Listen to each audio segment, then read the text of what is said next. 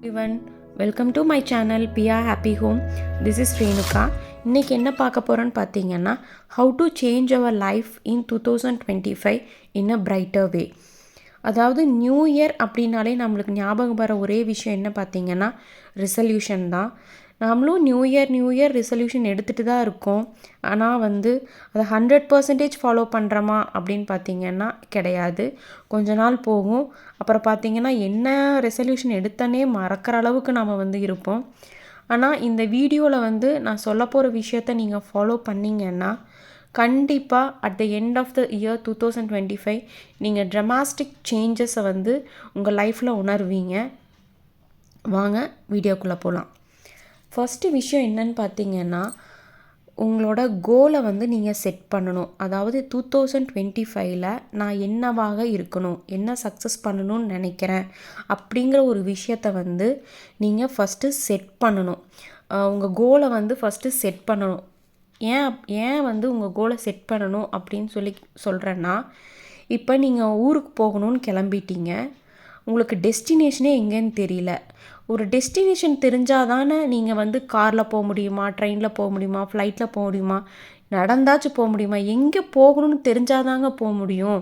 அதுதான் நான் சொல்ல வரேன். டெஸ்டினேஷன், அதாவது நீங்கள் என்னவாகணும்னு நினைக்கிறீங்க, என்ன பண்ணணும்னு நினைக்கிறீங்க, அதை ஃபஸ்ட்டு முடிவு பண்ணிங்க. அதை முடிவு பண்ணினா தான் அதுக்கேற்ற மாதிரி நம்ம போக முடியும். இன்னைக்கு கிளம்புறோமா, நாளைக்கு கிளம்புறோமா, இதில் போய் போகிறோமா அப்படிங்கிற ஒரு கிளியர் விஷனே கிடைக்கும்.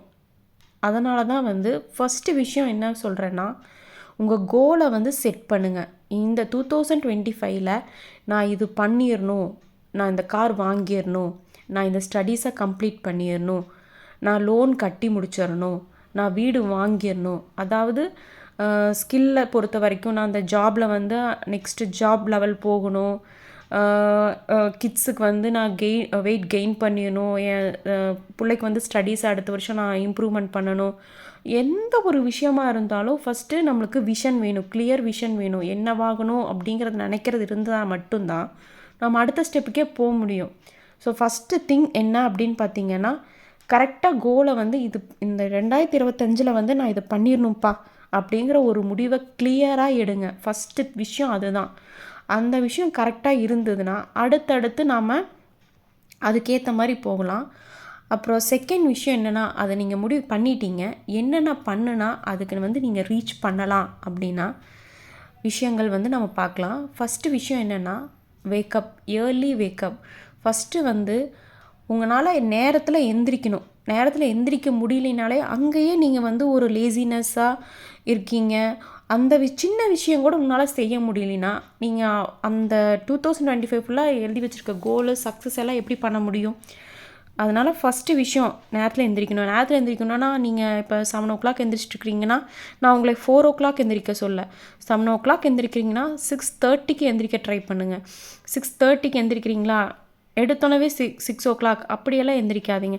6:30க்கு எந்திரிக்கிங்கன்னா 21 days, 48 days 6:30க்கு எந்திரிச்சு ட்ரை பண்ணுங்கள். 48 days பண்ணிட்டீங்கன்னா உங்களுக்கு அந்த டைமுக்கு ஆட்டோமேட்டிக்காக முழிப்பாயிரும். அப்போ என்ன பண்ணுங்கள், 3 months, 1 or 2 3 months பண்ணிட்டீங்க 6:30க்கு. அடுத்தது 6 o'clockக்கு உங்கள் மைண்டை மாற்றுங்க. 7 o'clock எந்திரிச்சிட்டு இருந்தீங்க, 3 மாதம் கழிச்சு 6:30க்கு எந்திரிக்கிங்க. அடுத்த 3 மாதம் கழிச்சு பார்த்தீங்கன்னா 5:30 அப்படி எந்திரிக்கிங்க. அப்படின்னா ஸ்டெப் பை ஸ்டெப்பாக பண்ணுங்கள். எந்த ஒரு விஷயத்தையுமே இப்போ நீங்கள் 7 மணிக்கு எந்திரிச்சிருக்கேன், நான் கோல் முடிவு பண்ணிட்டேன்ப்பா, நான் 4 மணிக்கு எந்திரிக்கேன் அப்படிங்கன்னு நினச்சிங்கன்னா 10 days பண்ணுவீங்களா, மேக்ஸிமம் 15 days பண்ணுவீங்களா? அப்புறம் என்ன பண்ணுவீங்க, 7 மணிக்கு எந்திரிச்சிட்டவங்க 8 மணிக்கு எந்திரிக்க ஆரம்பிச்சிருவீங்க. ஸோ அதனால் ஒரு விஷயத்தை படிப்படியாக ஸ்டெப் பை ஸ்டெப்பாக நகர்த்துனீங்கன்னா தான் நீங்கள் முன்னேற்றம் அடையிறத நீங்கள் நல்லா கண்கூடாக பார்க்கலாம். வேக்கப் பண்ணிட்டீங்க காலையில், அதுக்கு என்ன பண்ணணும், முன்னாடி நைட்டு நேரமாக தூங்கணும். Sleep early. முன்னாடி நேரமாக தூங்குனீங்கன்னா மட்டும்தான் காலையில் நேரத்தில் எந்திரிக்க முடியும். இல்லை நான் டெய்லியுமே நைட் லேட்டாக தான் தூங்குறேன், காலையில் என்னால் சீக்கிரம் எந்திரிக்க முடியும் அப்படின்னா அது பாசிபிள் கிடையாது. நம்மளும் முயற்சி பண்ணணும். காலையில் நம்ம நேரத்தில் எந்திரிக்கணும்னா நைட்டு நேரமாக தூங்கணும். அப்புறம் இன்னொரு விஷயம் என்னென்னு பார்த்தீங்கன்னா, காலையில் எந்திரிக்கிறது ஒன்றும் பிரச்சனை இல்லைங்க. எந்திரிச்சு என்ன பண்ணணுன்னே தெரியாது, அப்படியே உட்காந்துட்ருப்பீங்க. என்ன பண்ணுறது, நான் நேரத்தில் எந்திரிச்சிட்டேன் அந்த மாதிரி விஷயத்துக்கு என்ன பண்ணணும்னா, நீங்கள் முன்னாடி நைட்டே பிளான் பண்ணிடணும். அதாவது காலையில் இத்தனை மணிக்கு எந்திரிக்கீங்க, இதெல்லாம் பண்ணணும் அப்படின்னு ஒரு சின்ன பிளானிங், ஒன்றுமே இல்லை, ஒரு 4 ஸ்டெப்பு. இத்தனை மணிக்கு எந்திரிக்கும், இதெல்லாம் பண்ணணும், ஃபஸ்ட் இது பண்ணணும், செகண்ட் இது பண்ணணும், தேர்ட் இது பண்ணணும் அப்படின்னு ஒரு சின்ன 4 ஸ்டெப்பு எழுதி வச்சுட்டு படுங்க. கண்டிப்பாக நீங்கள் அடுத்த நாள் எந்திரிக்கிறீங்க, இது பண்ணுறேன், செகண்ட் தேர்ட் திங் இது பண்ணுறேன் அப்படிங்கிற உங்களுக்கு கிளியர் விஷன் கிடைக்கும்.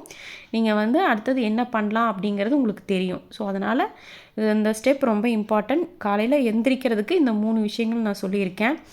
அடுத்தது பார்த்திங்கன்னா 2வது விஷயம், நீங்கள் yoga or meditation or exercise இது வந்து கம்பல்சரி நீங்கள் பண்ணுங்கள். இது 3.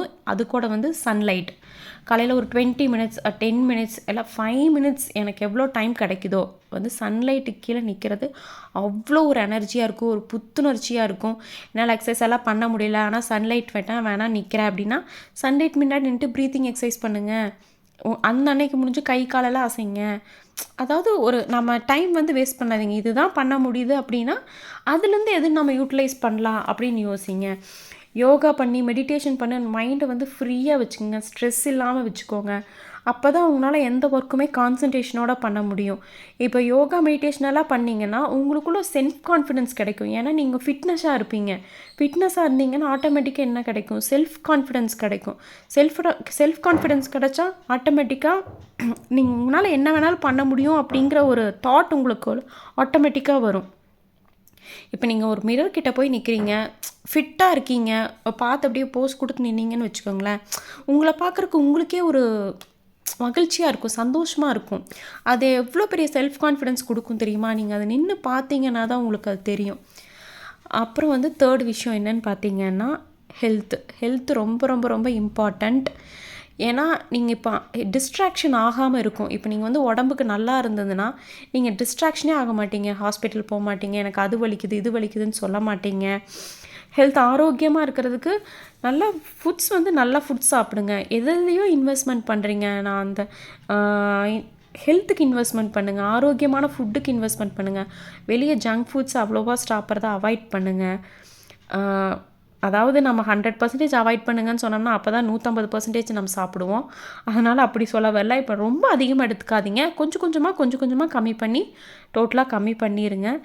ஹெல்த் ஆரோக்கியமாக இருந்ததுன்னா உங்களால் என்ன வேணாலும் பண்ண முடியும், உங்களால் என்ன சக்ஸஸ் வேணாலும் பண்ண முடியும், சாதிக்க முடியும். அதுக்கு உங்கள் ஹெல்த் வந்து தடையாக இருக்காது. அப்புறம் வந்து 4th விஷயம் என்னன்னு பார்த்தீங்கன்னா, அந்த கோல்ஸ் இருக்கு இல்லையா, நீங்கள் நான் ஒரு கிளியர் விஷன் சொன்னேன்ல, அதை வந்து எழுதி வைங்க.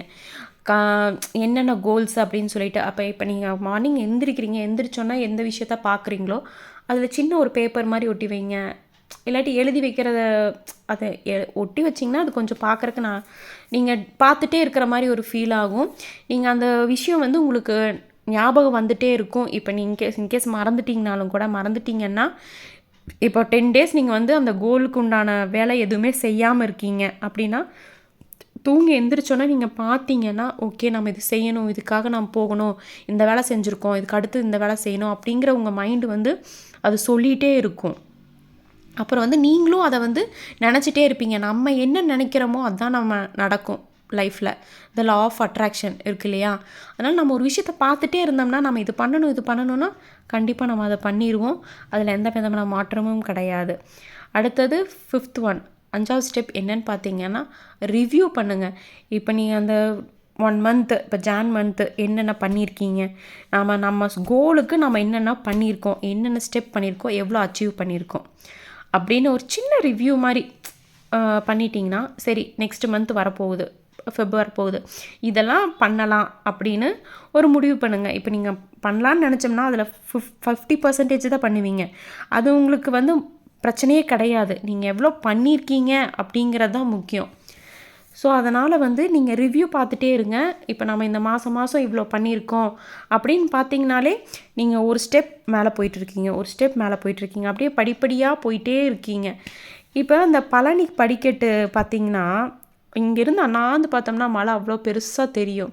ஆனால் அந்த ஸ்டெப் ஏற பார்த்தீங்கன்னா பழனி போயிருக்கவங்களுக்கு தெரியும். அப்படியே யானை பாதைன்னு சொல்லுவாங்க. ஒரு 4 படி இருக்கும். அப்புறம் ஸ்லைடா நடக்கிற மாரி இருக்கும். அப்புறம் மறுபடியும் படி ஏறுற மாரி இருக்கும்.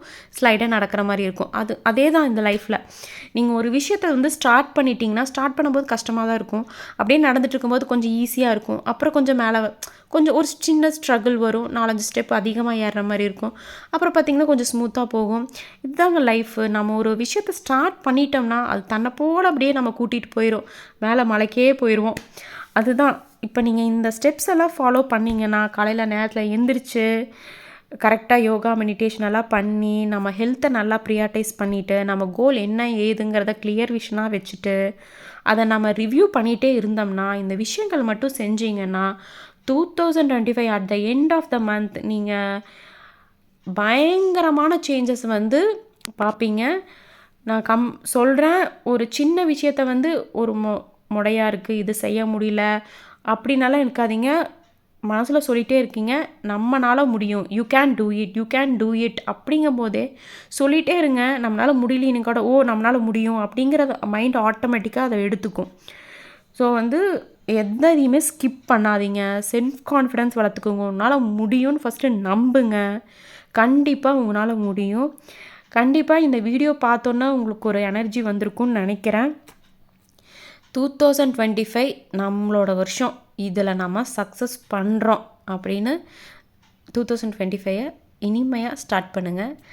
நான் சொன்ன விஷயங்களெல்லாம் பிடிச்சிருந்ததுன்னா பியா ஹாப்பி ஹோம் சேனலுக்கு சப்ஸ்கிரைப் பண்ணுங்கள்.